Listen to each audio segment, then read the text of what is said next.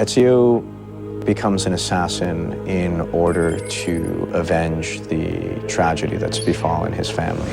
People that are very close to him are taken from him, and he's been branded a traitor and a criminal. The city guards who once respected him now hunt him, and the very people that claimed they would help him in his time of need have now turned against him. Right after this event happens, he finds that mercenaries, prostitutes, and thieves are not the people that he should be fearing, but actually are the most trustworthy people. What was important for me when we built the world of Assassin's Creed 2 is that you felt that you were part of one group of individuals.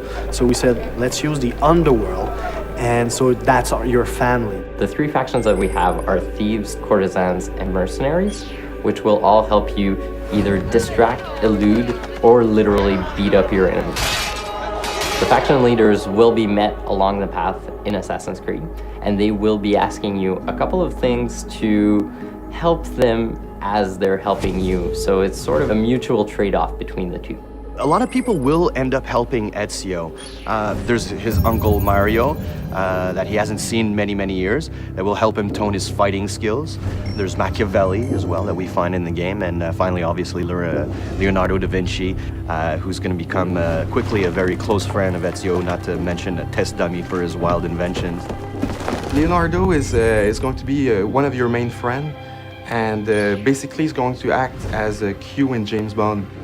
For Assassin's Creed 2, we have the notion of crowd groups, where in Assassin's Creed 1, the crowd was a little bit individualistic, where no one would bunch up together. Now we really have formations that are moving along the city. You can blend in, you can steal from everyone you see, because we have this economic system. So the economic system gave us the opportunity to use the crowd differently than in Assassin's Creed 1. Banking came up just a few years previous to the time period that Assassin's Creed 2 is set. Some of the most prominent Italian families actually went into banking.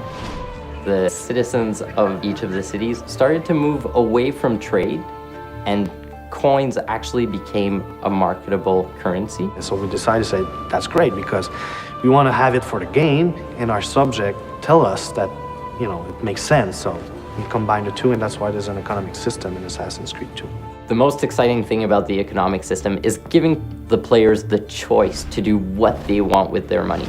So instead of feeding the player rewards at a given time that is set by the level designers, we give you a whole bunch of options that the player can actually choose when and where to purchase.